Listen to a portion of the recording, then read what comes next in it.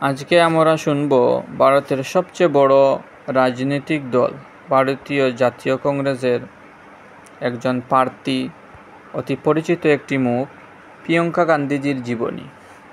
প্রিয়াঙ্কা গান্ধী বাদ্রা, জন্ম 12 জানুয়ারি 1972 সাল, নয়াদিল্লি, ভারতে। তিনি একজন ভারতীয় রাজনীতিবিদ এবং নেহেরু গান্ধী পরিবারের সদস্য।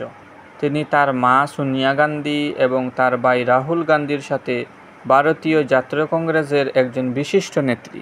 তিনি তার ক্যারিশমেটিক ব্যক্তিত্বের জন্য পরিচিত এবং বিশেষ করে গুরুত্বপূর্ণ রাজ্য উত্তরপ্রদেশের রাজনীতিতে জড়িত। প্রিয়াঙ্কা গান্ধী ভারতের সবচেয়ে শক্তিশালী রাজনৈতিক রাজবংশ নেহেরু গান্ধী পরিবারের জন্মগ্রহণ করেন, যারা 1947 সালে ব্রিটিশ শাসন থেকে স্বাধীনতা অর্জনের পর থেকে কংগ্রেস পার্টির নেতৃত্ব দিয়ে আসছে। তার প্রপিতামহ জওহরলাল নেহরু ছিলেন স্বাধীন ভারতের প্রথম প্রধানমন্ত্রী এবং তার দাদি ইন্দিরা গান্ধী ছিলেন দেশের প্রথম মহিলা প্রধানমন্ত্রী। তার বাবা রাজীব গান্ধী এক মেয়াদের জন্য প্রধানমন্ত্রী ছিলেন এবং পরে একটি নির্বাচনী সমাবেশে তাকে হত্যা করা হয়। তখন থেকে কংগ্রেস পার্টির নেতৃত্ব সোনিয়া গান্ধী এবং আরও সম্প্রতি রাহুল গান্ধী দ্বারা পরিচালিত হচ্ছে। গান্ধী পরিবারের ইতিহাস রাজনৈতিকভাবে অস্থির এবং সহিংসতায় আচ্ছন্ন।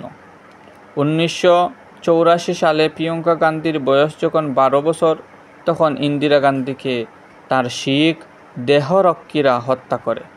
1991 সালে রাজীব গান্ধী একটি নির্বাচনী সমাবেশে প্রচারণায় চালানোর সময় বোমা হামলায় নিহত হন। প্রিয়াঙ্কা গান্ধী পরবর্তীতে কয়েক দশক রাজনৈতিক জীবন থেকে নিজেকে সরিয়ে নেন। এই সময় তিনি মনোবিজ্ঞান এবং বৌদ্ধ ধর্মে ডিগ্রি অর্জন করেন। 1997 সালে তিনি ব্যবসায়ী রবার্ট বাদ্রার সাথে বিবাহ বন্ধনে আবদ্ধ হন। আজকের জন্য এতটুকু, অন্য একদিন আরও শোনাবো। পাশে থাকবেন।